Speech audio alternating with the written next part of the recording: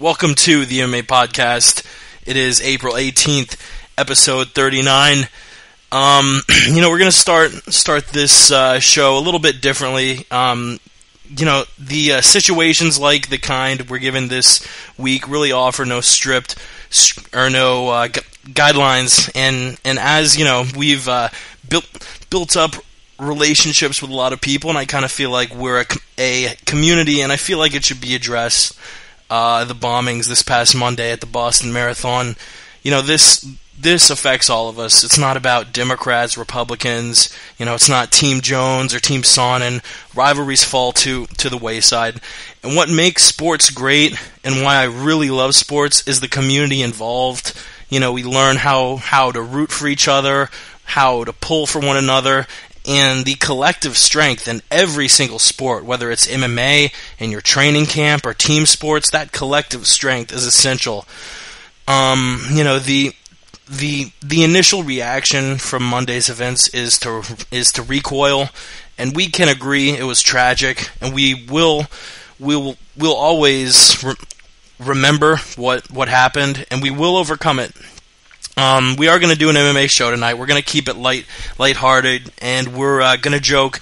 With that in mind, we're going through this the same way anyone else is, on a personal level. This isn't about Boston. This is about us, and the only way to go about this is to sort of feel this out with one another. And I really hope I'm not coming across as self-righteous or like I'm on a soapbox. I'm angry. I'm sad. I'm disappointed. But really the acts of heroism are the amazing things, and I hope you didn't see the gory negative images, but the video of people running into the smoke to help, incredible. If you have the means, donate to the cause if you can. Give blood, not now for Boston, but the next time you have a chance for your community. We're going to try and be respectful, but at the same time, we're going to try and have fun too. The phone number is 213-457-3380 or Skype at the MMA Podcast. Whether you want to talk MMA or Boston, feel free to talk about anything you want. This is always an open forum. Those first responders and running who kept, running to the hospitals and to donate blood for the victims after running 26 miles were absolutely incredible. We will move on to MMA. Thanks for following us on Twitter at the MMA Podcast and at the MMA Podcast. Search us on iTunes and YouTube at the MMA Podcast. Don't forget about MMA Mental. Ray is kicking some fucking ass over in the UK. Visit them at MMAmental.com. They're getting crazy interviews left and right. Again, the number is 213-457-3380. Skype us at the MMA Podcast. We got Chris, the original MMA Podcast host. We got Ramses from Word on the Street. What is the Word on the Street? Let me tell you something, guys. It's not looking too good right now for the Word on the Street podcast. I am 15 followers away from 1,000. All right, 1,000 followers on the Twitter. That's completely unacceptable. The whole deal with this thing is to keep it underground, low key. So the fact that I'm about to top 1,000 followers on Twitter is very upsetting. What's also even more upsetting is, I'm walking down the streets getting recognized all the time. People are like, hey, you're that dude from Twitter. You're at the Aunt Jimmy show on Twitter. You're the Aunt Jimmy show on Twitter. And I'm like, damn, no, I'm not. But they all know, everybody knows. It's embarrassing. So if you're listening out there, don't tell your friends and your family and people you care about, your loved ones, don't tell them to follow me on Twitter. Tell them to stay away from the Aunt Jimmy show on Twitter. They don't want to hear breaking MMA news, rumors, shit talk. They don't want to hear the truth about what's going on in the MMA industry and world. So don't share that with them. Don't tell them about the Word on the Street. Keep it on the streets. Yeah. Keep it on the goddamn streets. You want to talk about yesterday's show we had with a couple of special guests? Actually, yeah. Last night we had MMA insider, online sensation Front Row Brian, and of course Coach Jamie the Living Legend Huey, one of Chael Sonnen's training partners and coaches. He was on The Ultimate Fighter recently. I interviewed The Ultimate Fighter, Kelvin Gastelum. I think Jake was there. Weren't you on that one, Jake? With Kelvin? I think I was. Yeah, Not Kelvin. sure. Kelvin, Uriah Hall, you name it. Gilbert Smith, a good guy. Shout out to Gilbert, man. I know you're out there, man. What's up, Gilbert? But yeah, nothing but good things, and bigger interviews are coming. I'm telling you. So, but honestly, don't follow me. Don't follow the Aunt Jimmy Show. Do not, under any circumstances, follow the Aunt Jimmy Show. We were talking in other episodes about how following the Aunt Jimmy Show will make your life better. It turns out if you follow the Aunt Jimmy Show, you immediately get stage 4 pancreatic cancer. It's extremely upsetting, but it just was proven. Yeah.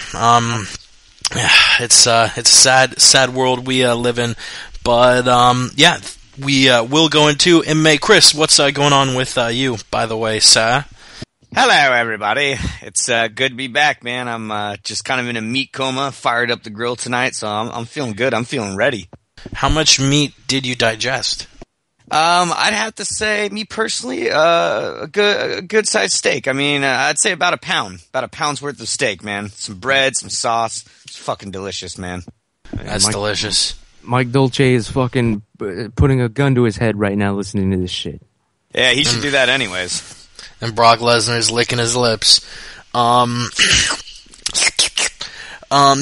the MMA Podcast. We do this Wednesday nights. We've been doing it pretty late because our boy Ramses is working the late night oil, if you know what I'm saying. And what I'm saying is that he works late. And the MMA Roundtable, it's every Thursday. We just bumped it back a couple hours. We're now 5 to 7 Eastern, 2 to 4 Pacific, and I believe that's 10 to 12 UK time. It is. Without any further ado, the number once again, 213-457-3380. Let's get straight to the Tough 17 finale. I watched it bell to bell. We won't talk about all the fights, but we'll talk about 5 that stood out in my mind. One of them being a prelim fight that, started out a little boring, but Clint Hester dropped the elbow of God on Bristol Murundi, which I was sad to see because I've interviewed Bristol and he's a nice guy. He head kicked a rapist. I mean, hey, come on. What'd you guys think about the fight, and do you think Hester can move into the UFC middleweight class and maybe not, knock out guys in the top 10, but keep knocking out pretty decent guys, Chris? Well, I mean, it was very impressive. I mean, Bristol's no pushover. Went, almost 3 rounds with Jacare Souza. So he had a good test, and I think this shows us that he does have at least the potential. At this point, I think he's a little too raw to say where he would stack up. Joe Silva's got his hands full, man. I think he's got a lot of good middleweights that he can play around with now, considering this greatest season of The Ultimate Fighter. So I thought it was very impressive, and I think that I gotta wait another fight to really be sold on the hype train for Clint. I think we need to see one more, and then we can go from there. Yeah, Clint Hester, man, I was expecting this guy to get knocked out or something. I didn't think he was going to do too good at all. But yeah, it was pretty surprising coming from a Team Jones fighter. That move was definitely not of John didn't teach him that move. So yeah, I think Clint Hester might be a little bit on the real side. Let's see what he's got with another fight. But he sounds a little punchy, doesn't he, man? That's ridiculous. So I don't know what's up with that. Hopefully it's just a gimmick.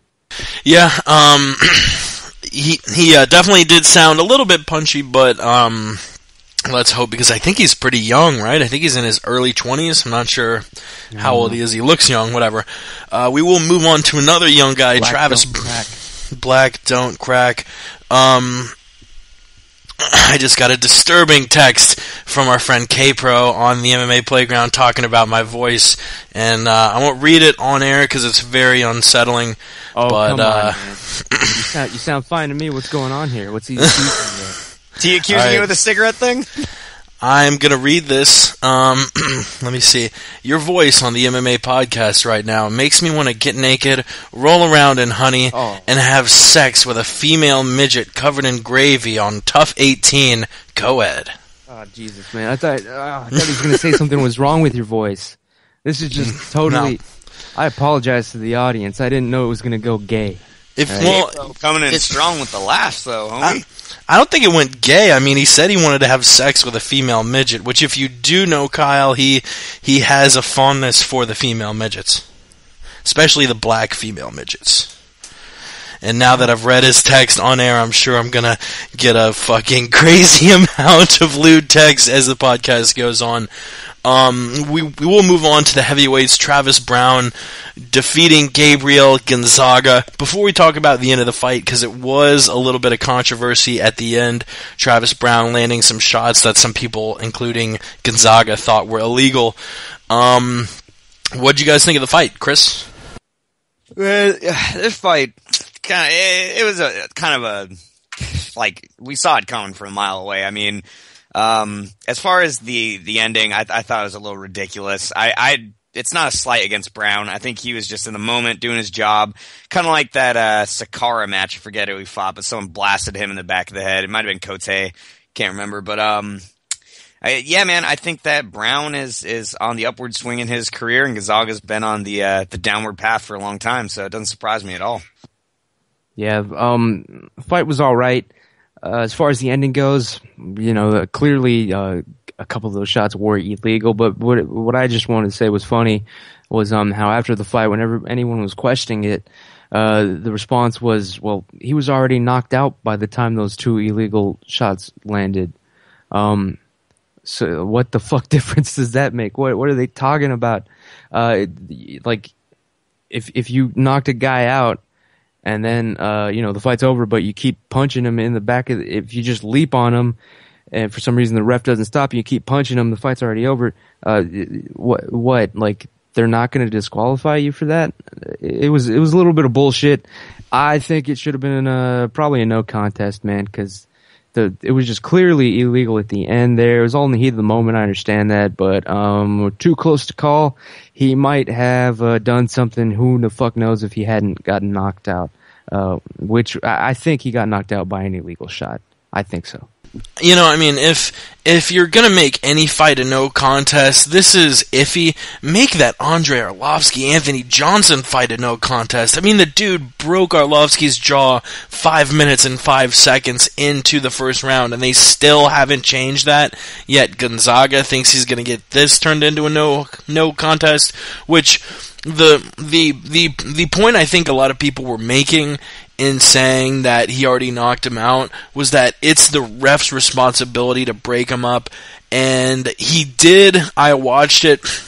The first couple looked like it was like an ear shot, but he definitely did get a couple in the back of the head, and if he hadn't been knocked out, that would probably be enough to get a warning or a point taken away if it was extreme, but I think the point people were making is that the fight was over, so, taking away a point, I mean, he finished the fight through legal means, so to call it a no contest because the shots to the back of the head tipped the balance of the scales, like the Nick Lentz football, like the Nick Lentz fight is a perfect example of an illegal hit changing the outcome of a match, but this obviously Brown already finished the fight, so it isn't like the shots to the back of the head have anything to do with the outcome of the match. Chris, did you want to weigh in? Yeah, man, I think that you brought up some salient points, dude. I mean, it is the ref's job, in my opinion. Now, do I think that they should change it? I mean, it's already after the fact, and the ref didn't do his job. And actually, I personally think that he was knocked out when those other, strikes hit him. So I understand where Ramses is coming from. Well, it doesn't matter. They hit anyways. So if anything, there should just be a fine, I'm guessing. But to completely turn it to a no contest or, some kind of disqualification, I don't think that would be right either. It's a tough spot to be in, man. Yeah, it definitely was. I think this was a little closer than the next controversy, if you want to call it that. We'll move on to Kat Zingano defeating Miesha Tate via TKO 255 into the third round. Tate did win the first and second round, probably won both of those rounds on the judges' card, and she did say after the fight that it was an early stoppage and that Kim Winslow freaked out because of the blood. And as much as I like Miesha Tate, I do not agree with that. I guess we'll get straight into that with the fight review. She was bashing the shit out of her face, and that picture of Zingano walking away and her left knee covered in blood, Tate's face covered in blood, you knew exactly what happened, and I was rooting for Tate, and even I was screaming at the television, stop it, stop it, stop, like, she was getting her face pounded in, and yeah, she sort of fell forward for a half-hearted shoot attempt as Winslow rushed in, but I do agree with the stoppage. Chris? Man, I agree as well. What a fight, gentlemen. I mean, that as far as women's fights out there, that ranks up there. That was absolutely fantastic. I mean, I was blown away by Kat Zingano, especially a woman who's starting late in her career. I think she's like 34 or something like that, with no really martial arts training to speak of in most of her life. And Miesha Tate has been a lifelong wrestler as well as being a fighter for a long time. To see that kind of performance was amazing. There was that picture of Tate with her fingers on the ground. She had like 2 fingers on the ground. But yet again, that's the ref's problem. If the ref didn't see it, too bad, so sad, man. So I think it was a justified stoppage. As far as the takedown attempt, we all know that your body can run on muscle memory, so that could have been the case here. And as much as I was rooting for Miesha Tate, I don't think I can really root for her anymore. She has an excuse after every fight. After the beating she took against Zingano, she started making excuses at the presser. And now I understand, it's in the moment, you haven't had time to go back and watch it, but it's just kind of annoying and comes off as like, well, okay, well, you're never at fault then for a loss. Yeah, you were talking about Tate's fingers. I'll show Tate how to use 2 fingers. Hey-o! Hey, we had her on our show. Ramses. Yeah, guys, before I give my take on the Miesha Tate Kat Zingano fight, I just want to light up and take a quick puff of this bowl for Josh Rosenthal, UFC referee. Spark it up. This one's for you, Joshy. Here we go. Say hello to my little friend. It's a good one. It's a good one. Oh, here we go. Oh, Josh Rosenthal, man. Innocent. $6 million worth of bud. Free him now. Ladies and gentlemen, Miesha Tate should have won that fight because she was the most attractive of the 2. I don't like the path that the UFC is going down now with this women's MMA. I don't like it at all.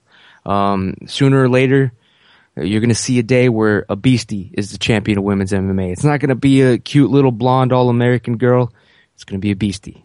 And we don't want that to happen, people. So yeah, Miesha Tate. Fox? Yeah, something along those lines. But fuck, man, Miesha Tate, you should have pulled this off. You should have summoned your physical, your hotness somehow and manifested that into strength and fighting technique. But you didn't. You blew it, and congratulations, Kat. But, everybody wants the hotter chick to win, so we can see them again. That's the way this is going to really work. I'm just telling it like it is. That's the word on the street. Yeah, and now we do know that Kat Zingano will be a coach on The Ultimate Fighter 18 opposite Ronda Rousey. What do you think about that fight matchup? Do you think Kat Zingano has a chance? Ronda Rousey is going to be a giant favorite. I think she's probably the best female other than Rousey in the UFC. I mean, she looked like a machine taking out Tate. I mean, she dominated Tate in that 3rd round more handily than Rousey did in the 1st round of Rousey versus Tate. That was just absolute demolishing. Great exhibition of Muay Thai. Do you think Zingano's got a chance against Ronda Rousey? Rousey, 1st round armbar, man. Yeah, I mean, it may look compelling, and the lead up, they're going to try and sell some Wolf tickets, but let's be real here. There's only one woman, and barely one at that can beat Ronda Rousey, and her name is Cyborg, and she ain't in the UFC, so hell no. Yeah, this fight, I'm thinking Ronda Rousey is going to win because she is more attractive, so I am rooting for her. But she probably will win because I am already going to go ahead and predict that this will be a work. They will pay Zingano off to lose the fight. Who's gonna make more money, Kat or Ronda? We already know the answer. So guys, it will be at work. You ever notice Ronda Rousey's opponents? So far, they're all dirt poor. So yeah, that's all I'll say about that. I usually don't buy into works, but if works were going on, I would say Joe Silva probably has an advantage because they can kidnap the fighters' kids before the fight, and with his small size, he can blend in to like an elementary school and pretend he's a student. Kidnap the kid, throw him in a van, and then Kat's always talking about her kids. Just be like, hey, Kat, you want to come in my office really quick? All right, Dana. All right, yeah, sit down. So this is a live video stream of your son. He's being held hostage in a room. He's gonna be fine. He's fine, but we're gonna need you to lose that fight to Ronda Rousey, all right? But I trained really hard. Yeah, we're gonna need you to lose that fight, okay? Right, but my entire career, my life, we're gonna need you to lose that fight. Okay. Right, and that's how the work goes down because Joe Silva pretends to be an 8-year-old. Hi, my name's Joe. Want to be my friend? Get in the van. All right. We actually maybe just got one of the funniest listener tweets I've ever gotten from Darius137. Yeah, he just tweeted Darius? what up, Darius? He just tweeted us, Fallon Fox is going to be a 2-belt champion. Male and female, 135 pounds. Keep the dong in a mason jar to put back on for fights. What? It's brilliant. Darius. I just don't. That was Hootie's real name, Darius Rucker. I actually, a couple days ago, looked up pictures of Fallon Fox because I had seen pictures of her, but not like in a fight. I hadn't seen her like squaring off against a chick.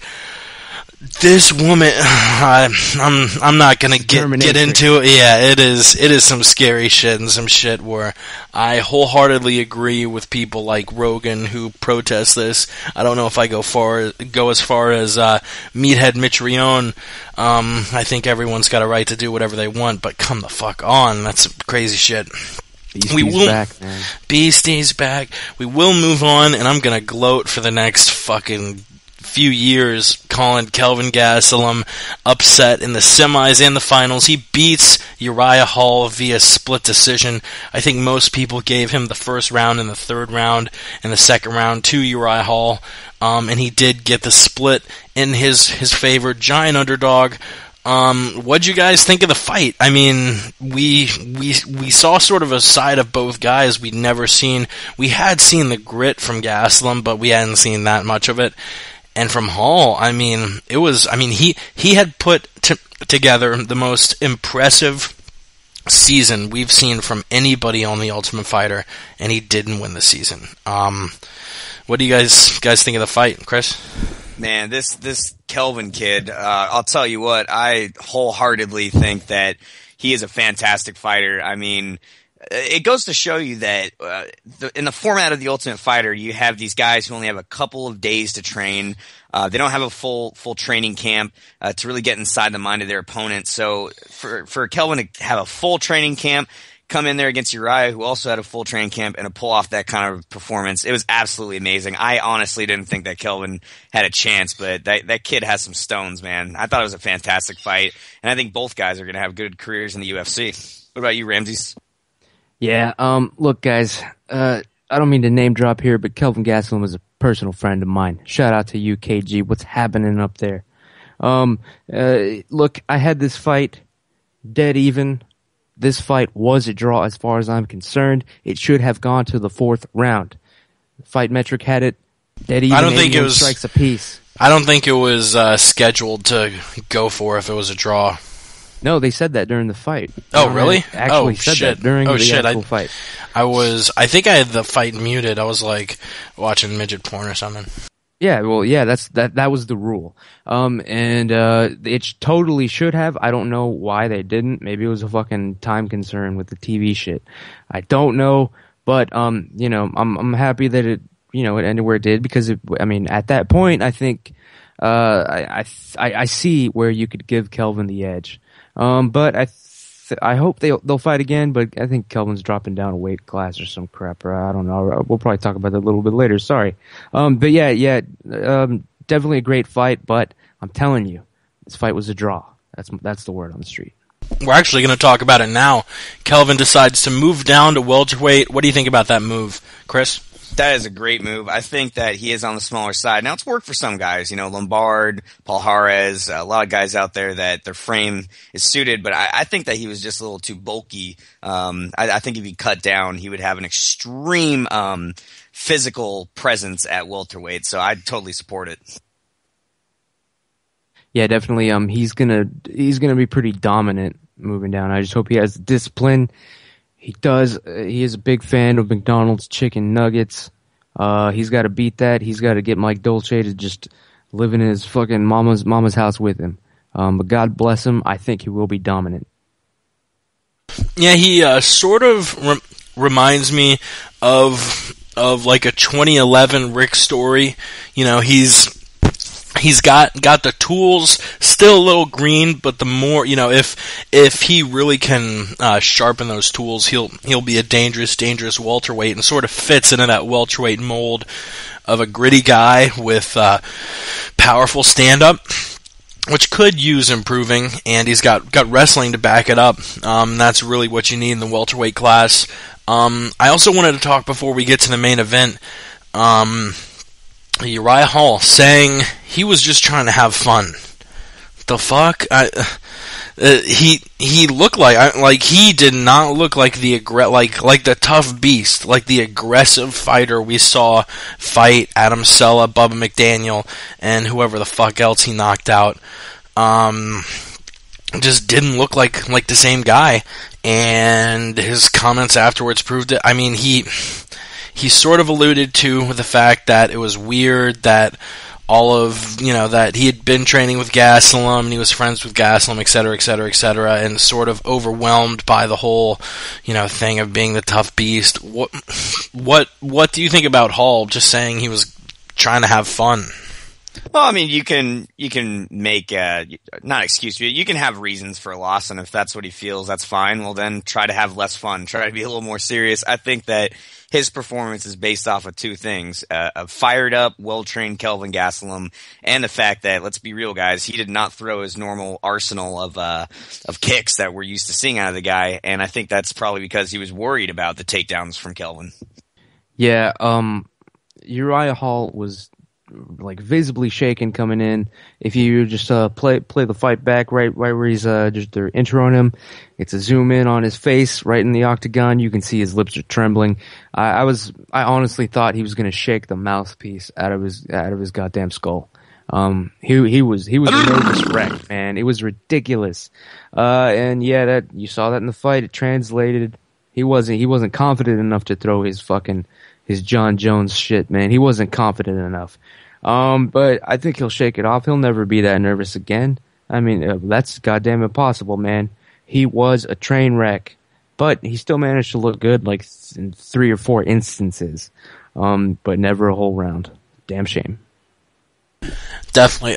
We will move on to the main event. Uriah Faber defeating Scott Jorgensen. Ramses, you do have something prepared, but before we get to that, the fight review, what'd you guys think? Were you more impressed with Faber or Jorgensen? I thought it was good for Jorgensen to last 4 rounds, but a interesting stat: Uriah Faber has never lost in a non-title fight. I think he's something, he's like 28, 29, and 0 in fights not for the title. And in his last 5 title fights, does anybody want to guess what his record is? 0-5? Yep. Losses to Barao, Aldo, Cruz, Brown, and Brown, I believe. But yeah, the guys in that weird area where he really can finish any contender in his division, but whenever you give him the title shot, he's just not competent enough to get it. Really, probably, he and Kenny Florian are probably the 2 guys you think of as far as the best who have never gotten to a belt. But, we won't really talk about his championship quest now. We'll save that for a later episode. But what'd you guys think of the fight, Chris? Man, I thought the fight was fun. I was really impressed with Jorgensen. I don't think Jorgensen is that good, but he proved me wrong. A lot of people talk about Uriah Faber being losing a step in his career, but I mean, he's looked fantastic when he's not facing guys named, Barao and Cruz. I mean, the guy looks good in a bridesmaid's dress. Let's get real here. I mean, he's really good. He fits the mold. Problem is, he's never going to walk down the aisle for a ring. He's never going to wear a UFC strap, especially when you got an animal like Barao holding that thing and Cruz coming back. So, fun fight. Like you said, very dominant against the upper echelon guys, but he's just not good enough for that title. Uriah Faber, man. This fight stunk to the heavens. You want me to start up the music? Cue the goddamn music, son. Listen, guys. Man. What happens when you have two fighters in the octagon with the same manager? Alright? Think about that for 1 second here. Am I crazy? Should it happen? What would you do if you're Uriah Faber's manager and also Scott Jorgensen's manager and this fight gets put in front of you? What do you do? Well, I'll tell you, you don't want them to hurt each other for real. You don't want one of your money makers being sidelined for 6 months, perhaps forever. No. You want to encourage these two young fighters to take it easy on each other in there. Put on a good show for the fans. It was and we saw it. It was a sparring match, people. It was a fucking work. It was a rigged fight. These people, oh man, Vince McMahon, someone was laughing his ass off at these clowns. The poor imitation of what he's a master at staging. These guys, Uriah put him in the trouble for the submission so many damn times. Because Scotty Jorgensen kept giving up his back on purpose over and over throughout the fight, just giving up that back. That's a telltale sign. That's when someone's actually giving up. That's how it works. Usually, most works they end in a submission. Usually a choke. All right, guys, you can even quote the man Chael Sonnen on that one. That's where I got that from. He said it himself. That's what we saw here. Two guys had the same manager. Listen, people. I know you guys give me a bum rap here. You're like, this guy's he's just pulling an Alex Jones of MMA here. No, guys. You saw it with your own eyes, and guess what? We all saw them announce, after the fight, we're gonna have an after party together. They had a fucking after party at the same place together. After this epic war, this battle, this fucking fabrication, this lie. Alright, people? You were duped. At least they didn't charge us money for this one, alright? At least this one was free. Alright, a free, fixed main event, alright? You didn't have to pay, Uncle Dana and the powers that be $60. So thanks, I guess, Uncle Dana for putting this work, on a main event, on free television. He did us that favor. But guys, just rewatch the fight yourselves and ask yourself, are they really trying to ever hurt one another? No, they were not. And guess what? Uriah Faber, he comes out after the fight and admits that he's got glass hands now. Said his hands fucked up. It's been fucked up since the last fight. Of course, if you follow me on Twitter, the Aunt Jimmy Show on Twitter, you would have known that because I've been telling you that since the last fight. He had it wrapped up. It looked comical. It looked like when Popeye hulks up or something.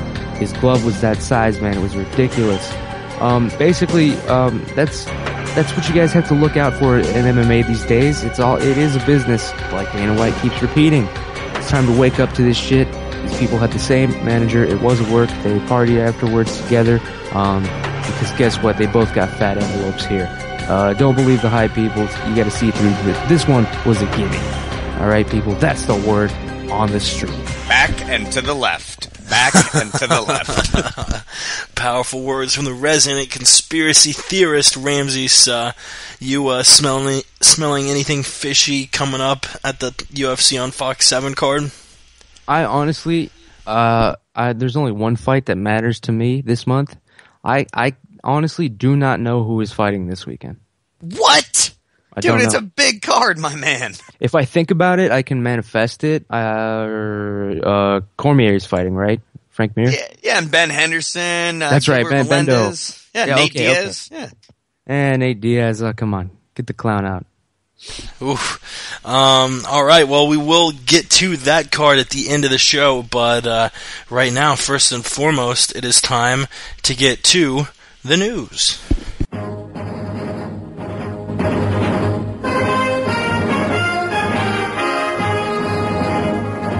I don't know why I'm married to always playing that clip, but I like it, goddammit. The first bit of news we will get to is something Ramses alluded to a little while ago. Referee Josh Rosenthal popped with a little bit of weed. And by a little bit, I mean 1,300 plants or $6 million worth of weed. Who knew that, your seemingly innocent, friendly UFC ref was a drug lord? Ramses, what do you think about all this shit? I was pretty damn surprised. Who knew that the referee sitting there in the octagon, the official in the ring, was actually a multi-million-dollar, quote-unquote, drug lord? Definitely some good epic news. You see it being played down, of course. Did Ariel Hawaii even mention it? That shill? Did he even say a damn thing? I don't think he has, people. Who knows what... I feel bad for Josh Rosenthal. We're talking about a naturally growing plant, a flower, basically. Now, he's in jail for fucking flowers, all right? He's probably going to do some time here. And that's going to suck, but there are going to be plenty of fights to ref in prison. There's probably 3 or 4 fights, like every hour. And you'll be damn sure they're going to get him involved. These motherfuckers are going to get into fights just for the fucking story of being able to tell people that Josh was reffing the damn prison fight. All right, it's going to happen. God bless him. I hope he makes some cash on the side there. It is a plant. I do support you, Josh. And here we go. Actually, one more toke for Josh Rosenthal, ladies and gentlemen. Hashtag toke for Rosenthal. Let's get him freed. And it's going to be silly in 10 or 15 years when it's legalized and Rosenthal's looking back, talking to his kids and grandkids, saying, "Yeah, I had to do a year and a half because I was growing this naturally occurring plant that doesn't kill anybody." Which, granted, $6 million worth is quite a bit. But you know what? It's still BS. I had a close friend of mine just do 6 months for fucking around with with an amount of weight in Florida that they don't like you having, and it's a shitty racket, and that's exactly what it is, a racket. Actually, our friend K-Pro texted back. We were talking about Faber's title chances, and he mentioned something pretty interesting. Jose Aldo is going to be fighting Pettis, I think, early August, and he and Dana White have both said that if Jose does beat Pettis, that he's going to move up to 155 pounds. Now, what Kyle's saying is Barao has said the only reason he fights at 135 pounds in the UFC is because his friend and training partner, Jose Aldo, is at 145. Barao may follow Aldo up the weight class. If Aldo goes to 155, Barao has no more reason to be at 135. He might bump himself up, depending on Dominic Cruz's rehab. He's getting 2 knee surgeries back to back, and he's on the shelf. I mean, longer than most whiskeys. I think he's been on the shelf for a couple of years now. We are not sure if Dominic Cruz is going to be able to come back to his prior form at 135 pounds. If Barao moves up to 145 and Cruz doesn't come back at 100%, you think that opens the door up for Faber to finally get his UFC gold? Chris? I absolutely think that could open up a chance. As far as Faber's aspirations, Cruz doesn't come back, Barao goes up. Yeah, that definitely gives him a good shot because he can beat just about anyone else. But I actually don't like Barao at 145. I think he's not that big of a bantamweight, to be quite honest. And there's a lot of monster wrestling types that are physically imposing at 145. I mean, you got Cub Swanson, you got Ricardo Lamas, Chad Mendez. I don't like Barao's chances at 145.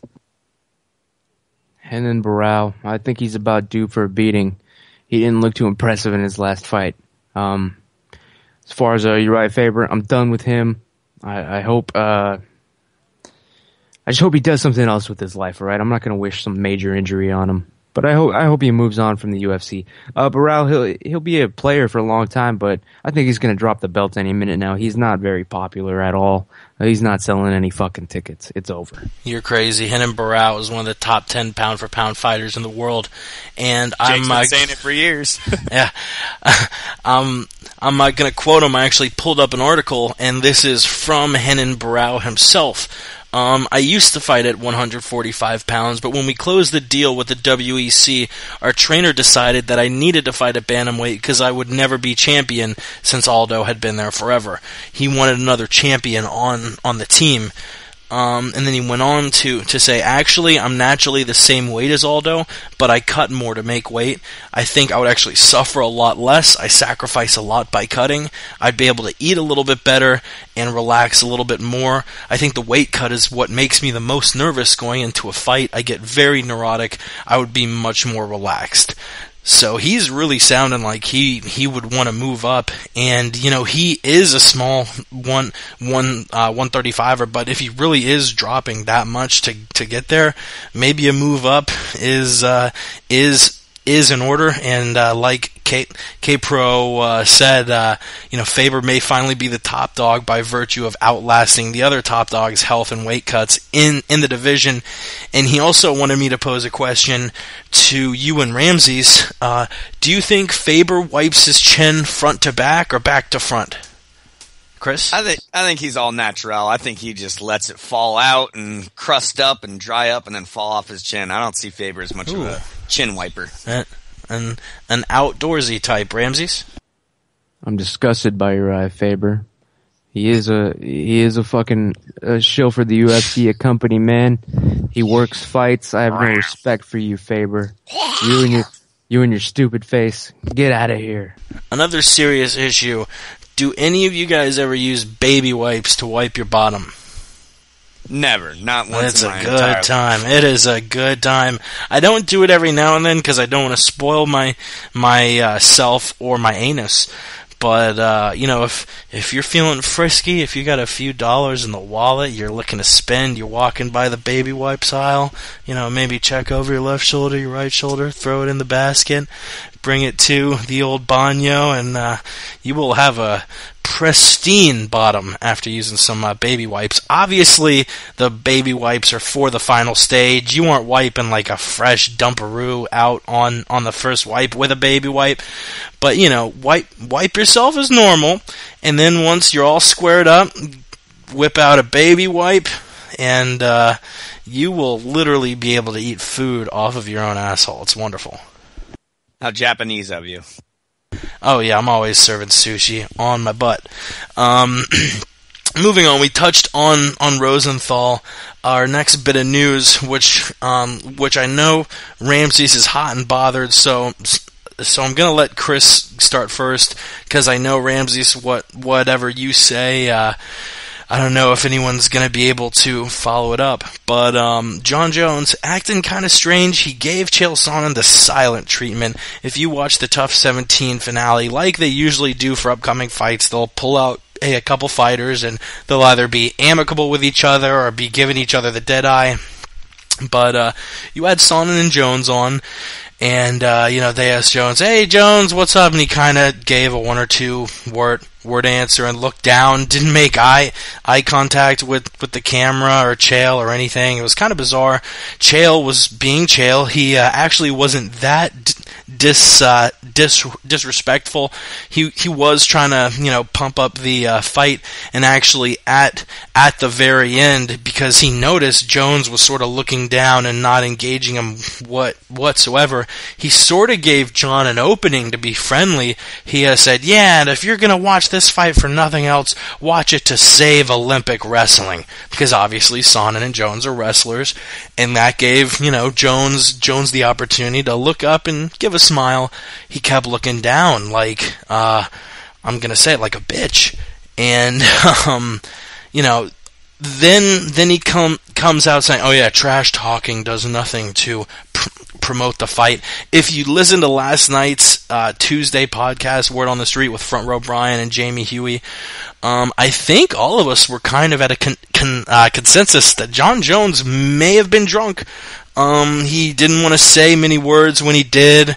They weren't coming out as clear as you're used to. He wasn't like wobbling or anything. I'm not saying he was shithoused, but maybe he was a few drinks in. He wasn't cornering anyone after or even before. I can't remember him cornering anyone really in the main event. It was just bizarre behavior, and of course, after he goes on his little thing, I'm not gonna trash talk to promote the fight because I'm better than Chael, and that's pointless. A day afterwards, he goes on this video talking about, oh, Chael's used steroids his whole life, and he's a cheater. Like, all right, way to call out Chael for being a trash talker, then trash talk literally probably 12 hours later. And it's all kind of strange coming out of the Jones camp, because usually he's pretty well put together. Well, whether it was going into the Rampage fight, the Rashad fight, the Shogun fight, he held himself respectfully.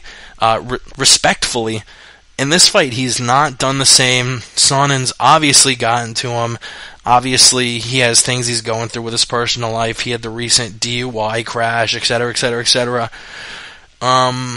What's with the silent treatment? What's with him acting so apparently strange leading up to UFC 159? Or are we trying to, pull too much out of this, Chris? Look, guys, John Jones being boring. Oh my God, stop the presses. I couldn't give a turd cutter about this guy. Outside of the cage. Once the cage doors close, that's when he's truly exciting. Otherwise, I don't really buy into anything he does outside of the cage. I mean, he's obviously, he doesn't follow his own morals, his own values. Talks about being a Christian, crashes a car drunk with a couple of chicks that aren't his fiancé. Strippers. Exactly. So, and then, he trash talks Sonnen a couple hours after saying that, what's the point in doing so? So, I don't give a shit about the guy, and I think come fight night, I still think he beats Sonnen, but I think Sonnen has done a job well done. How much time we got here, boys? John, the Leprechaun, Broken Bones Jones. I'm tired of hearing about this kid already. Luckily, there's only 10 more days left until we never have to hear the name John Jones again. This bum is going to go away.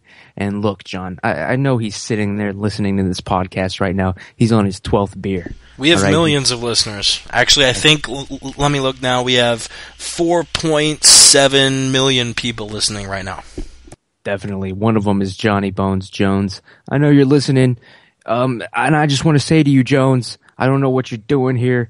Why you're trying to... Why can't you say this shit to Chael Sonnen's face? All right? If you're from the mean streets of Austin, Texas like I am, or if you're from the mean streets of Westland, Oregon, you don't say anything unless it's to the man's face, and John Jones isn't doing that. He's hiding behind his little keyboard there, making these goddamn outrageous tweets. But notice when he was face to face with the man himself on Saturday night, he had nothing to say. He wouldn't even look Chael in the eye. That's fear, people. That's fear. That's not disrespect. We all know what that is. Now, John, I know you're listening. I'm calling you out. I'm calling out whatever's left of your body on April 28th, all right? I would fight you right now tomorrow, but I don't want to steal Chael Sonnen's thunder. Face me. I'll take Chael's going to take your belt, but I will take your soul, Johnny Bones. That's the word on the street. The soul sucker. Soul. Yeah, and I guess I should keep going with this promo here. You know what, Chris? I know you're deep down inside, you're some type of Johnny Bones Jones fan, and I just want to say I hate you for it, man. Hey, as a fighter, yes, I am. You can't deny that the guy's dynamite in the cage. Come on, he's the most impressive light heavyweight that's ever lived. He is a tool. He is a bum when it comes to being a person outside of the cage, but you can't question the man's skills when he gets inside that octagon. You just can't. I agree, Chris. If you've got anything good to say about Johnny Bones Jones, you deserve to rot in hell right alongside of him, and I hope nothing but bad things in life happen to you. You understand me? John Jones, if he has any fans, I invite them to call in right now. Call in right now. I challenge you all. Hey, Ramses, how do Chael's nuts taste, by the way? Is it like a salty flavor? Is it musty? How do they taste? John Jones is drunk right now listening to this podcast. And I'm telling you, John, why don't you just hop on Skype or something and call in right now? What's the number? Call in, John, all right? You find the number. You look it up. You already know it. You listen faithfully every week to the MMA podcast. Why don't you come on anybody's show? Why won't you promote the fight, huh? Why aren't you promoting the fight, Johnny? It's a little suspicious, don't you think? Why? You don't want to hand out a flyer for your own funeral. That's the truth, Johnny. Chael Sonnen is going to bury you. You understand me? People are going to be shocked except for the real fans. I'm talking the Eagles out there. Chael Sonnen, he ain't selling Wolf tickets. He's selling Eagle tickets. I have mine. It's tucked into my back pocket right now. And I will present it to the gatekeeper at UFC 159 in Newark, New Jersey. I'll see you all there. Word on the street. Word on the street. I am posting up a bulletin right now. Listen live, attention all Jones fans, call in now. Let's see if we get a response. I know we did get a call at the very beginning of the podcast, but we were sort of still doing the intro, and I wasn't ready for calls. I told him to call back. Our boy Gavin Frost, who I know, I think he's a Jones fan. I don't know. I've seen him on Twitter, and the guy doesn't make a lot of sense. He'll yell at somebody, fuck Sonnen, and then he'll be like, okay, you're a Jones, fuck Jones. It doesn't make a lot of sense, but hey, let's get into the mind of whoever wants to call in. Like I mentioned earlier, it's an open forum. Whatever you want to say, call in now. Let us know. The phone number, once again, the People's Forum. The number once again is 213-457-3380, or you can call us on Skype at the MMA Podcast. We have been talking about Sonnen Jones a lot, because Ramses has been on the podcast and he is unabashed. He's probably one of the leaders on Twitter of Team Darkside, and of course, still undefeated. It is a pretty big fight. I think a lot of us raised an eyebrow. I'm still kind of surprised. I honestly haven't made up my mind yet, because I think the fight is going to go to a judge's nod. Really the only two times we saw Sonnen get finished was off one of the most crafty subs I've ever seen in my life. And then with a trip that sort of put him in a perilous spot against the best striker of all time. I do think if the fight is finished, that it'll probably be Jones finishing the fight. Jones will finish Sonnen easier than Sonnen can finish Jones. But I think the fight's going to go to a judge's nod. I think it's going to be something like 48-47 or 49-46, probably toward 48-47. And this is going to be a wrestling match, and I'm interested in seeing whose wrestling is better. We haven't really seen somebody push John Jones very similarly before his fight against Anderson. We never saw anybody push Anderson. And John Jones is going to get pushed, and I think it's going to be a very close fight. Do you think it's going to be a close fight, Chris, or do you think it's just going to be a bashing? You know what? I do think it's going to be a close fight, to be honest. That being said, I do not think that Sonnen is going to survive 25 minutes. I think that Jones is going to sub him out. Sonnen is very susceptible to submissions. His record, as much as Ramses wants to tell you is false, goes to show you that he does not have good submission defense when it comes to top players. And I think that John Jones has tapped out, two black belts now? Vitor and Machida. They're both high-level black belts. So, I think he's going to tap out Sonnen. But I think that's going to be in round 4 or 5. And I think the first 3 are going to be pretty close. Are you calling a sub yet, or are we going to wait until next week until we officially preview UFC 159? Well, we'll probably have to wait, but the thing with Jones is that it's hard to call a sub because every single one that he has inside the cage has been different. He had that modified kind of a guillotine. He had another modified guillotine against Bader, and then he also had that Americana against Belfort. So he's got a lot of tools to work with. It'd be kind of hard to nail that one down, but I'll do my best to do some research. It's kind of funny. I'm looking at the UFC 159 entry on Wikipedia now, and it has everyone's name normal, except it has John Jones versus Chael P. Sonnen. Oh, yeah. I have a feeling Ramses might actually be the reason that it says Chael P. Sonnen. It also says Michael Biz Ping Pong. I guess that's funny. Michael. I guess we got no Jones supporters calling in. I offered it up. If you want to call in later, feel free to. If anybody wants to call in, do it, son. I see we got a few live listeners, so we do love people calling in, giving their opinion, but we will move on for the time being. Oh, hold on. Hold the phone. You did not ask me how I thought the Jones versus Sonnen fight was going to go. Oh, shit, yeah. Do you think it's going to be close? Do you think it's going to be a finish? And I looked, and behold a pale horse, and his name that sat on him was Chael, and eagles followed with him. And power was given unto them over the fourth part of the earth to kill with sword, and with hunger, and with death, and with the beasts of the earth. That's from the Word on the Street. That was a little unnerving. I feel like fucking the world's about to end now or something. Gegard Mousasi thinking about moving to middleweight. Do you think he could do it? I'm pretty sure he's been at light heavyweight at least the last 3 or 4 years. I'm gonna go back and look and see when he did fight at middleweight. But 2008, I believe, would be the last year that he fought. I'm looking now. He fought middleweight 03. Yeah, he fought in middleweight 2003 to 2008, and he's fought in the light heavyweight division since 2009. Since moving up to fight Mark Hunt after defeating Jacare. You think the move down's smart? You know what, man? He said that he originally moved up to light heavyweight and on a winning record because he said his frame's filling out.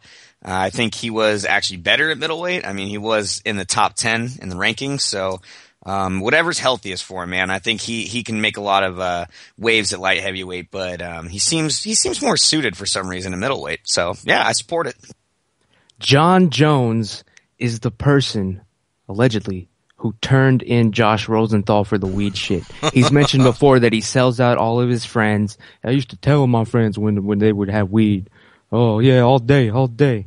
So thinking he's a crime fighter. That was a work too. That little purse snatching. Lady, hold your purse tighter next time. So that's pretty much all I have to say about that. Word on the street. Wait, wouldn't lady hold your purse tighter next time lead to us thinking it's not a work because somebody actually took her purse from her? Look, I know somebody that was there, all right? And that answers whatever you just said. All right.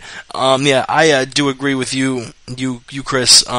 He fought at middleweight for a while. He can fight there, and in the UFC, you're fighting the best, and you should fight at the lowest class that you can make. And Gegard obviously can make middleweight. And look, I mean, he beat some impressive 205-pound guys. He beat Mike Kyle, OSP. He beat Mark Hunt at a catchweight. Obviously beat a bunch of other people, so it'll be interesting.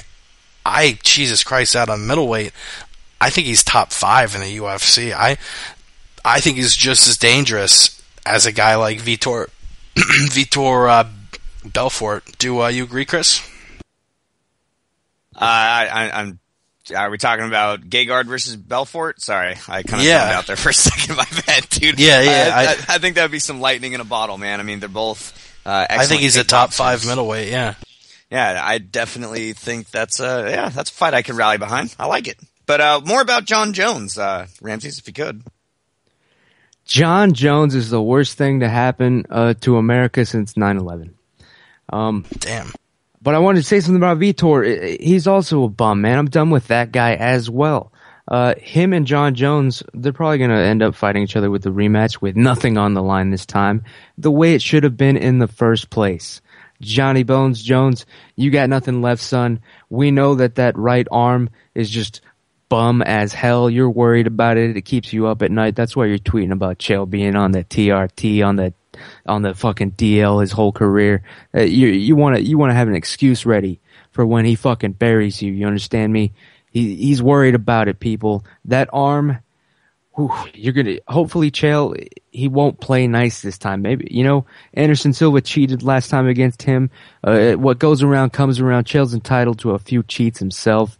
I hope he just goes rough on this stupid kid, takes his belt, mangles his other arm so that, he doesn't come near him for a while, and then enjoys his title reign before he rides off into the sunset. That's the word. Word on the street. Dana White saying that he's going to open up more women's weight classes, which would lead me to believe that probably 145 is the next one, probably followed by 125.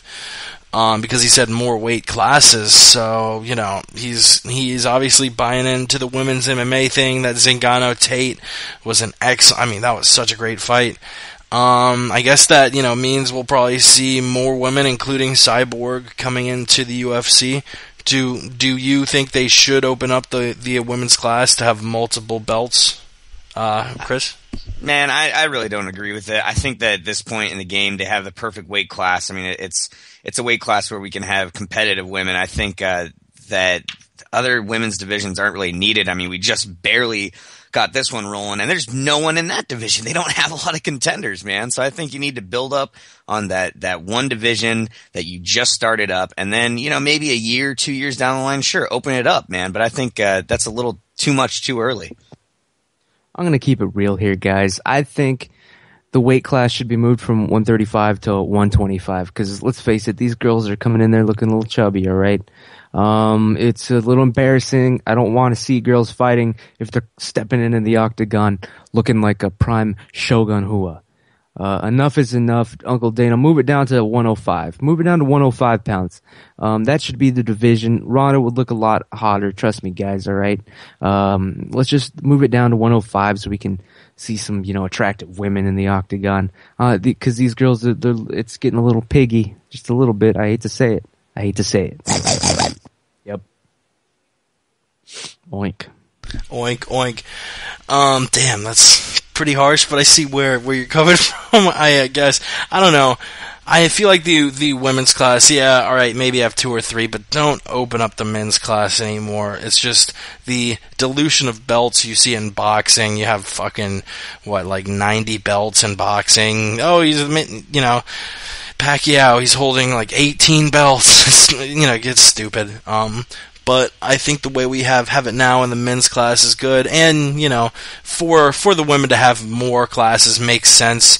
A 145, 135, and 125, maybe a 115. I don't think 105, man. Wait, Lightning Liz, I know, whatever. 105 is too small. Don't you? You're one of those guys. You like who doesn't, dude? I think 4 women's belts is enough. I don't Showing know. up to fights with a beer gut. I'm sick of it. It was that last fight with Misha Tate catching it. It was disgusting. Yeah. So what? You think there should be 5 belts? There should just be one class for women, 105 pounds, and that's even pushing Jesus it. All right, Christ. That's even pushing it. All right, and also, my homegirl, shout out, Liz McCarthy would be able to fight. How did I know you were going to give a Lightning Liz shout out? I Chris? defended her honor once, guys. Remember that? Yeah, I'm surprised Ninja has not called in yet. Chris, what are your thoughts on the amount of belts that should be given to women? Well, man, I think they should have the same opportunity, but what I said is how I feel, man. I think they need to build it up. I like Ramsey's idea of moving the weight class down, but that's only because they probably have some more talent the lower they go. So I support that, but I think they should wait a while, man. Give it a year. Let it mature like a fine wine. like a fine wine. All our listeners just tuned out. Damian Maia. I'll move the topic. Damian Maia saying he wants to fight Nick Diaz. Diaz's manager has said that he's only going to come out of his retirement for Anderson Silva GSP. Neither of those fights are going to happen. Dana's not going to give him a rematch against GSP or Anderson under any circumstances. So I sort of feel like he's gonna end up fighting someone in the welterweight class, and I think Maia makes a lot of sense. Maia's, I think, in the top 5 in that class. He's looked really good since moving down. I really like this fight. Diaz would beat him up on the feet, but the question would be, could Maia bring the fight to the ground? And if so, could he out jiu-jitsu Diaz, who has excellent jits? Ramses? Look, guys, Damian Maia is a bum. Don't believe the hype. He's a sucker. Let's get him out of here. I don't wish him injured, of course, but I hope he leaves the UFC forever.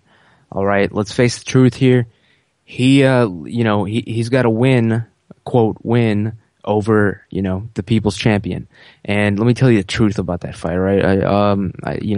It's the word on the street. It is legit triple sourced. Damian Maia threw dust in Chael Sonnen's eyes. That's how he won that fight. So, whoever he's fighting, I'll always root for them, and I will honestly believe that they will win, because someday it's going to come back around Damian Maia. You son of a bitch. Now, was it the same kind of dust that Chung Lee used against Frank Dux in Bloodsport? It was that same mysterious ceremonial salt. Yes, it was. My God. Chris? Ceremonious salt. I like that, man. I like the fight, dude. I think Nick Diaz, I'm tired of his shit, man. Serious self-imposed retirement when the dude's only 28 and had a competitive fight against a broke-ass GSP. Come on, son. Go back. Start fighting guys that are at the top of the division. You fought a lot of bums over in Strikeforce. You could barely beat BJ Penn. Come on, man. You just got to switch it up, and I don't know, man. I'm just tired of the whole Nick Diaz excuse train. I like this fight personally. I think we actually talked about it a while ago that Maia Diaz would be dynamite. If they do book it, I think Maia would beat the brakes off of Nick Diaz, man. Beat the brakes off his ass. I actually think Diaz would keep the fight standing up. I don't know if Maia would be able to. If he was able to wrestle him down, I think Maia has the superior jiu-jitsu, but I don't think Maia is going to be able to pull guard or take him down. And GSP can take him down, but GSP is on a whole fucking another level. Diaz can box him up if he keeps it standing, and I like his chances if he is able to keep it standing up. We will move on to our final news topic of the night, which we talked about Jake Ellenberger and Rory McDonald last week. This week, another fight I think that's going to be put on the same card. Lawler versus Safadine, a couple guys coming over from Strikeforce. Robbie Lawler coming off an impressive TKO against Josh Koscheck, throwing those hands. He's known for having heavy hands. And Tarek Safadine, who also has looked pretty good. He defeated Nate Marquardt in that Strikeforce finale with an incredible game plan, just chopping away at his legs. Has he fought since then? No, so yeah, this would be his first fight in the UFC. I think it's a really interesting fight, but I think he's not going to be able to come up with that same sort of game plan against Marquardt like he was able to do there, and do it again against Lawler. And just straight looking at each guy, I think Lawler could keep it standing and make it a bad time for Tarek Safadine. Chris? Yeah, man. Lawler's hit or miss for me, dude. He impresses in some fights, and then he looks flat in others. Yeah. And he's back down at welterweight after a long ass time at middleweight, dude. So it's really hard to peg him as like where he stands in the division. And I think Safadine, honestly, he is fantastic, but he's a safe fighter. I mean, the guy plays it safe. He uses his technical game, but he doesn't really go for the kill, really. So, man, I'd like to see Lawler knock him out, and I think he has the power to do it. The question is what kind of Robbie Lawler is going to show up. But the safe bet is Tarek, man. Which fight are we talking about, gentlemen? We are talking about Robbie Lawler facing Tarek Saffiedine. See, that's where you're wrong. There's only one fight that matters. It's happening in 9 days. April 27th, 2000 in Chael. The Battle of Jersey, UFC 159, Sonnen versus John Jones. All right, people. Lawler versus Saffiedine. Who gives a fuck? Who gives a shit? Who does? Nobody. Not even you guys. I could hear it in your voices. You didn't even give a shit. All right. The only thing that matters is the championship at stake here. The future, the end. This might just be the closing chapter of the career of the gentleman known as Chael Sonnen, all right?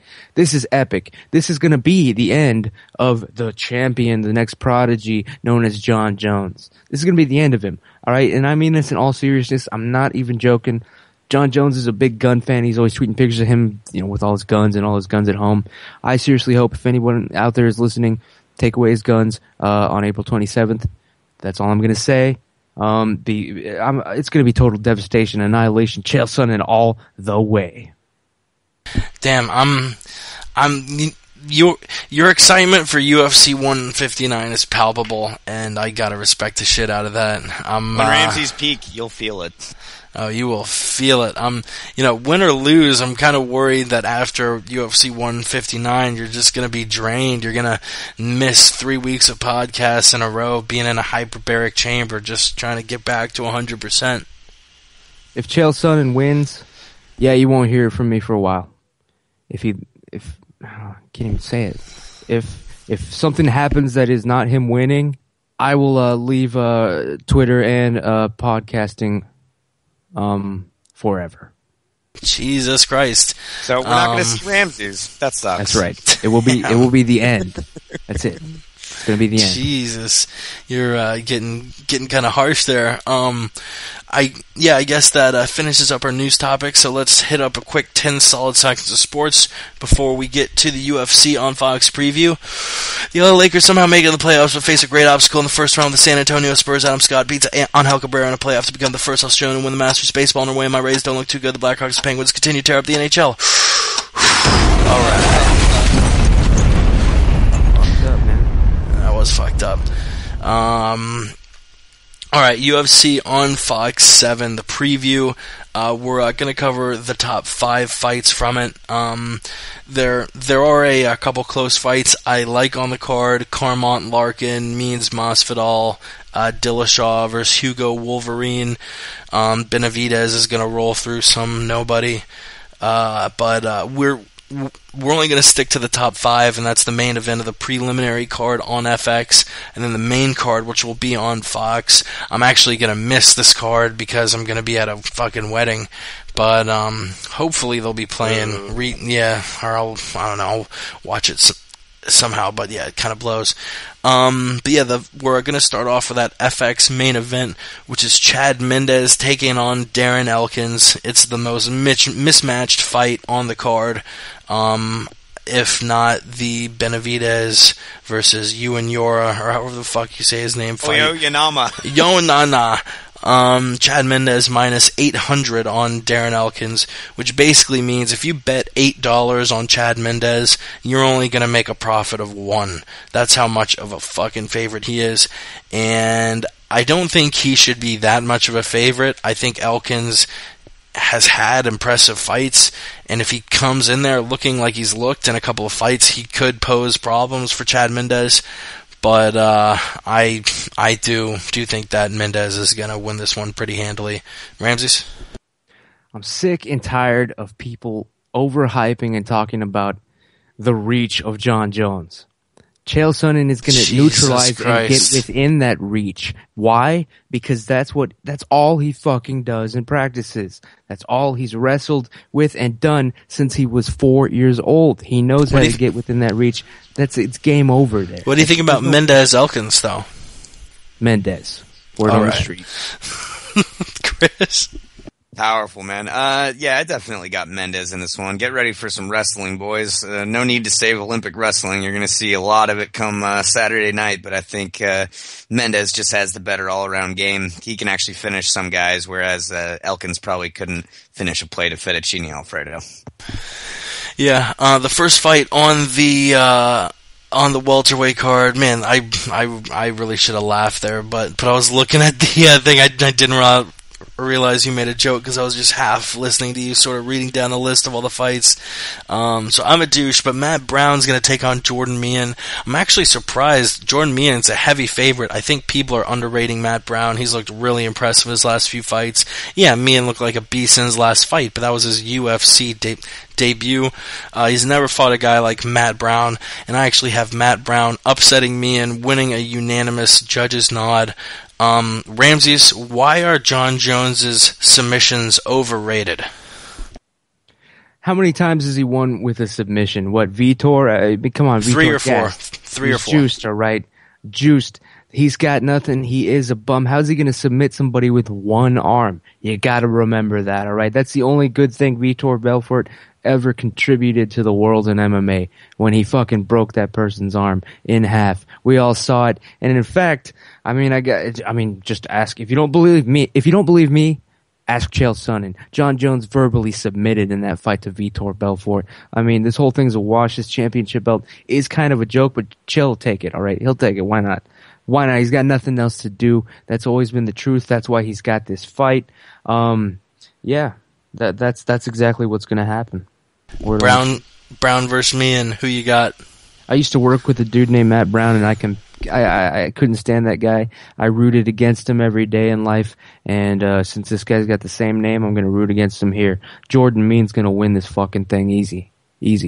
Standard. Matt Brown versus Jordan Meehan. Chris, I think you and I were actually talking about this fight earlier. What do you think goes down? Well, I mean, Matt Brown has had an amazing career resurgence. The immortal one. He's a grinder. He's gritty. He's got skills in all areas. Jordan Meehan got wrestle fucked by Tyrone Woodley. So, I just think that Matt Brown has more tools. Meehan's got a killer instinct, but, you can't out-mean Matt Brown. So I got Matt Brown in this one, baby. Yeah. Cheers, son. Cheers. We'll move on to the lightweight class. Nate Diaz, a favorite over Josh Thompson. Thompson has fought teammate of Nate Diaz, Gilbert Melendez, 3 times, so Nate's going to know a little bit about how Thompson likes to fight. I think Diaz, even though coming from the camp, you've heard that Gilbert is the better middleweight. I think Diaz has over the last couple of years turned into not middleweight, but the best lightweight at the Cesar Gracie camp. We saw Gilbert beat him, and, saying that I think Nate's better. I don't know if Nate's going to be able to finish him. If he does, I'll call a second round sub, like a rear naked choke or something. But, I'll go with the Nate Diaz judge's nod.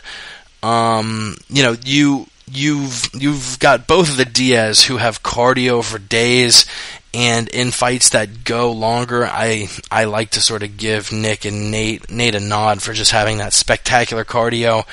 Speaking of cardio, Ramses, tell us about the cardio matchup between Sonnen and Jones at UFC 159.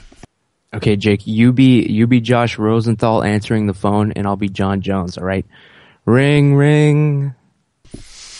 Hello? Yo, what's up, motherfucker? Is this Josh Rosenthal? Yeah, man. How you doing, man? You my homie, right? We're boys? Yeah, man. Look, man. Yeah, man. Hey, man. Just come over, man. I'm watching a movie, man. We should watch a movie and get high. You want to smoke some weed?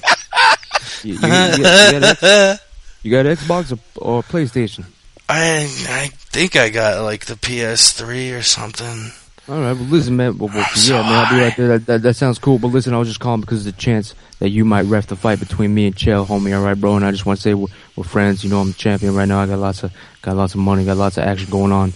What I need you to do, Josh, is just compromise here. Compromise yourself and everything you work for your entire life, your integrity. Throw that all down the drain. I need you to be on my side if you ref the Chael fight. Can you do that for me, Josh? What? All right, Josh, I see you're not going to cooperate, so I'm about to drop a dime on your ass, bitch. Click. He calls the damn cops. Josh Rosenthal is in prison. The next thing you know, John Jones is going to come over and buy a dime sack, I think. Oh, my God, I'm so high. Sold him out to the police and got him arrested. He tattled on him like a baby. That's the word on the street, allegedly. You heard it first here on the MMA podcast, allegedly. Oh, shit. Nate Diaz, Josh Thompson, do you have a winner in this fight, or do you not give a shit because Joan Sonnen is quickly approaching? I feel sorry for fucking Nate Diaz, man. It's obvious that he is punchy. He needs to stop fighting. This is not going to be good for him. He's got a screw loose already. So, I guess I hope he wins by some freak accident. It's real quick and he doesn't get hit too hard. Yeah, he definitely sounds punchy in some of his interviews. I sort of want to build up to where I can do an impression of him. I don't know. I'm hoping he's just like high out of his mind during most interviews, or maybe that's just, the dialect in Lodi. Who fucking knows? But Chris, Nate Diaz versus Josh Thompson. I know you got some strong opinions on this one too. Tell us who you got. Well, you guys, Nate Diaz looks good against anyone not named Ben Henderson. Had an amazing career resurgence. But guys, Josh Thompson wants this, man. He wants it. He's back in the UFC. He had a very competitive fight against Gilbert Melendez, which I think he actually won. At this stage in the game, I think that Josh just has that X factor. And, Nate's always got excuses. So I wonder what he's going to come up with after he gets beat by Thompson. Yeah, he's one of these guys, the Cesar Gracie camp, full of excuses, it seems like. We'll move on. Frank Mir, Daniel Cormier. It's the fight I'm most looking forward to because I think Daniel Cormier is a fucking stud. I've been looking forward to his UFC debut for a while now. I think after this win, he's going to move down to 205 to fight for the championship. And I think he's going to give whoever's the champion a hell of a time because he is a stud. He fought in the Olympics at 205 pounds. He can make the weight. And I think he's going to toss Frank Mir around the cage like he did Josh Barnett. Cormier has things in his advantage because he's not just a wrestler. He has some powerful punches, and if he doesn't want to go to the ground, he doesn't have to. This might be similar to like the Alistair Overeem Fabricio Verdum fight with Frank Mir. Just please come into my guard, please. And Cormier being like, no, stand it up. I'm going to punch you in the fucking face. Mir has never been able to really build up that impressive of a stand-up game. And Cormier's going to fucking wipe the floor with him. Ramses? Look, people. UFC 159 Sonnen versus Jones. Listen to me. Very fucking carefully. Last night, this is a true story. Last night, I got a DM on Twitter, direct message from Chael Sonnen himself. He said, listen, kid, you've been a good eagle. Which round do you want me to win in? And I smoked some weed and I thought about it. And I wrote him back and I said, Chael, I want you to win in all of them. That's the word on the street. Damn. Chris?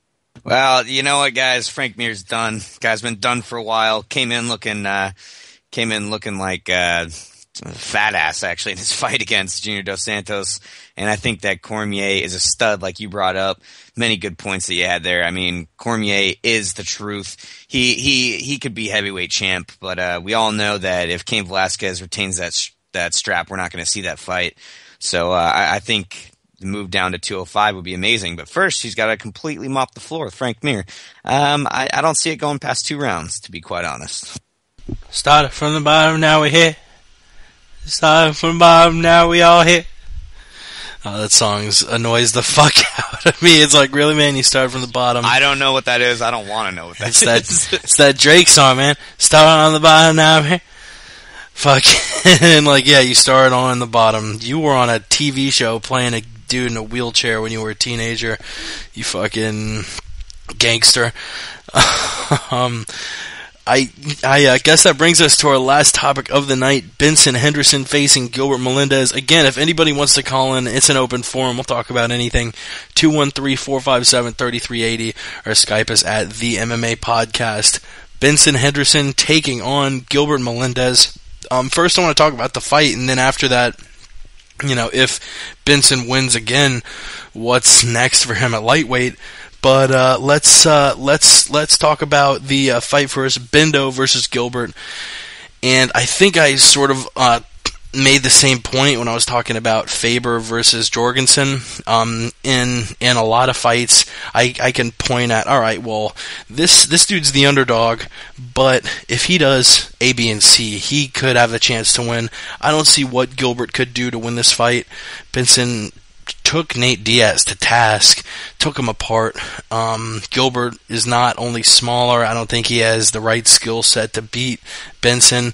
I don't know what the right skill set is, honestly, because he's a freak lightweight. The dude probably could fight at middleweight if he really wanted to. He's so lean at 155 pounds.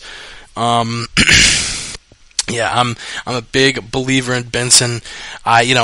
When he took Nate Diaz to task, I was like, wow, this is a guy who I'm not only just putting in my top 5 pound for pound, I think he's going to be in the top 5 pound for pound for years and years to come. He's an impressive guy. Just was dynamite in the WEC, and I really, really love seeing him tearing it up in the UFC. I guess before we break down the Benson-Gilbert fight, Ramses, do you want to say something ridiculous about Jones Sonnen? No. Well, all right. This is a championship fight, so I have to talk about it. Look, I want everyone listening here, all the doubters, all the people who still haven't made up their mind, or the people that are just thinking Jones is going to run over Sonnen. I want you to ask yourself this seriously. Seriously ask yourselves. Who do you honestly believe is going to get the first takedown of the fight? Who do you really think is going to get the first one? And that's it. And that's all he needs. His name. We all know it. Word on the street. You with us, Chris? Yes, sir. I definitely am. I thought he was going to actually... He was in awe. Talk about the fight. I was in awe, dude. Yeah, man. Benson Henderson all the way. Gilbert's an overrated can crusher. Never won a meaningful fight in his life. I mean, Aoki maybe, but he just kind of wrestle fucked him. And Benson Henderson's been fighting the best of the best in the division for years. So I think Bendo's going to beat the shit out of him. For sure, yeah. Do you see any way that Gilbert's able to beat Bendo, Ramses? Yeah, actually, I have this fight dead even, to tell you the honest to goodness truth. Dead even just because I think Henderson's been slowing down. I think he's going to start fighting too safe. I think he's had too many of those fights. Gilbert Melendez got nothing to lose here. It's going to be a war. Henderson ain't ready for a war. I don't think so. I think he's done. Dead even though. Yeah, I just don't see things going much differently from Diaz Bendo, because I feel like Gilbert sort of offers the same challenges that Diaz did. But looking at the lightweight class now, Chris, who stands out to you? You know, if Benson is able to defeat Gilbert Melendez, aside from Jose Aldo moving up, because it was originally going to be Pettis fighting him next. Now we have Pettis versus Aldo at 145. Not taking in the chance of Aldo moving up. Who currently in the 155 pound weight class stands out to you as far as deserving a title shot? And also, if anyone's listening in, this is really your last chance to call in, because once we're done with this topic, we're going to be putting a bow on this bitch. Dude, the number is... Oh, sorry. Sorry. Go for it. The number is 213... I just scroll up and look. 213-457-3380. That's 213-457-3380. Or get on the Skype and call us for free. The MMA Podcast. All one word. The MMA Podcast. Call us. Yeah, we have had people tweeting saying they were gonna call in. Sounds like we got a bunch of paper lions. Challenge Ramses. Tell him why you don't think Sonnen's gonna beat John Jones. He's high as fuck. Most of them agree with me. Hashtag Toke for Rosenthal. Chris, as far as the lightweight title picture goes, what are your thoughts? Dude, you totally caught me at a kind of an impasse here. Now I'm trying to think. Really trying to think, man. I would have said Cowboy back in the day, but he got flattened. Pettis is gone. Edgar's gone. Jim Miller got savaged by Bendo already. Dude, I am totally blanking. I'm trying to look up rankings right now. My fingers can't work fast Yeah, enough. I'm actually looking at the fight matrix myself. You have Bindo and Melendez, who are the number 1 and 2 ranked middle or lightweights in the world. Next down the list, you got Chandler, who's not in the UFC. You got Pettis, who's moving down. You have Maynard, who's 5, and Grant, who's number 7, and they're going to be fighting each other. So, Aldo moving up, this comes at an opportune time because there's really not many people at the lightweight division. Really, who would make the most sense is the winner of Grant versus Maynard. But I mean, if Grant wins that, nobody knows who TJ Grant is. If Maynard wins, he just fought for the title 2 times recently. I don't think many people want to see him back. Going further down the list, you have Eddie Alvarez, who's still tied up in legal troubles because Bjorn Rebney is giving him a hard time. Diego Sanchez, Rafael Dos Anjos, Jim Miller. You know what, Dos Anjos, dude? I'm gonna settle on Dos Anjos. I'm looking at the same list. Nobody stands out, and he is fighting Evan Dunham actually a month from today. Yeah, absolutely, man. I think Dos Anjos has the complete package. I mean, he went from a jiu-jitsu guy to a striker, and now he's kind of put everything together after the whooping he put on Mark Bocek, and it'd be a fresh challenge, man.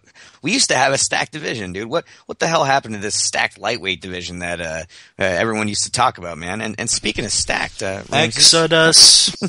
Vinny Magalhães is going to defeat Gregory Hines, a.k.a. Arsenio Hall, a.k.a. Phil the Magician Davis. He's going to be done, son. No more top 10 ranking for you. It's time to swipe spots with the goddamn El Pesao del Brazil, Vinny Magalhães. What do you call a first round submission? No, probably second round. I'll go with maybe Flying Go-Go. No, 3 minutes and 22 seconds into the second round, Vinny will submit him via armbar. Double armbar? Yep. He'll probably have a little leg bar too. Leg bar. Damn, he is a leg and armbar at the same time. He's just gonna make some shit up on the spot. I don't know. I can't predict what it is, but it's gonna happen in the second round. 3 minutes and 22 seconds into it. Fuck yeah. I don't know how I'm calling that fight, but definitely tune in next week. We're going to be breaking down UFC 159. I'm sure it'll be an extended edition because I'm pumped for UFC 159. Chris is pumped, and we fucking know Ramses is pumped. John Jones versus Chael Sonnen, April 27th. In this UFC on Fox card, April 20th in San Jose. Definitely tune in. That's going to be a fun fight. Ramses, you have a word on the street shout out for us? Yeah, people, look, 15 followers away from 1,000. It's really depressing. When I started this thing, I told myself no more than 10 followers, all right? And then, you make compromises in life. You get too big, start getting too much heat. It becomes luring, and now I'm approaching 1,000. It makes me sick to my stomach. It is disgusting. So if you're listening right now, and if you follow the Aunt Jimmy Show on Twitter, go ahead and unfollow me right now, alright? Just do it. That is the word on the street, cocksuckers. Unfollow Ramses on Twitter at the Aunt Jimmy Show. And listen to the Word on the Street podcast. He's always pulling in dope-ass guests. Also, go to MMAmental.com. Check out the podcast MMA Mental.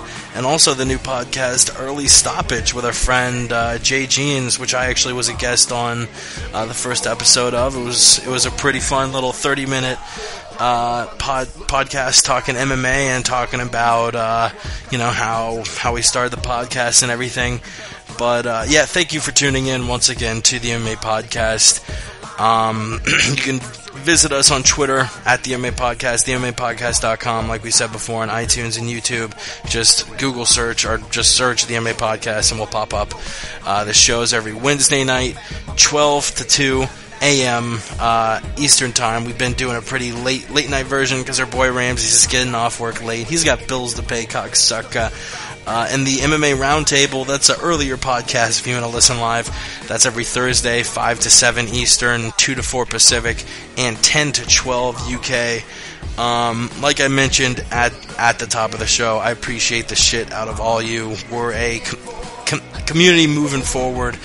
And, yeah, thanks again, Chris Ramses. You're some dope motherfuckers, and we'll see you guys next week. Why the fuck are they putting Josh Rosenthal in jail for marijuana when there's people like the person, that cocksucker that set off the bomb to look for? That's the people that need to be in jail, not Josh Rosenthal. That's the word on the street. Sorry. That's a powerful fucking thing to leave it on, and we will leave it on that. Thanks again for tuning in. We'll see you tomorrow on the Roundtable and next week on the MMA Podcast. Until then, we go. Shit, dilated, undisputed heavyweights repping Los Angeles. And yeah, I do this for the 213. Historical flip down, you know I'm with that G. So fire in the hole, slick with the flow. High caliber weapons is here to shatter the fucking mold.